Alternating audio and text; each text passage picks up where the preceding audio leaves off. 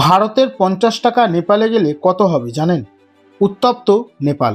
দেশের নেপাল সরকার Facebook, Instagram এবং টিকটকের মতো সোশ্যাল মিডিয়া প্ল্যাটফর্ম নিষিদ্ধ করতেই আগুন জ্বলতে শুরু করেছে দেশ জুড়ে।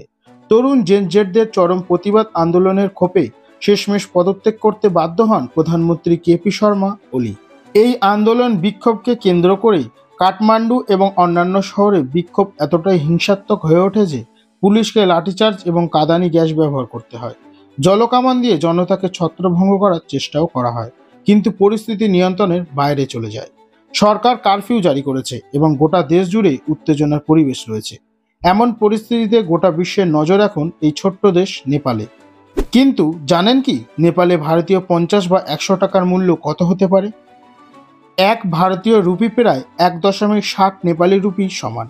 এই হিসাব অনুযায়ী যদি আপনার ১০০ ভারতীয় রুপি থাকে, তাহলে নেপালে এটি প্রায় ১৫৯.৫০ নেপালি রুপি হয়ে যায়। আর যদি ভারতীয় ৫০ টাকা থাকে, তাহলে নেপালে এটি প্রায় ৭৯.৭৫ নেপালি টাকা হয়ে যায়।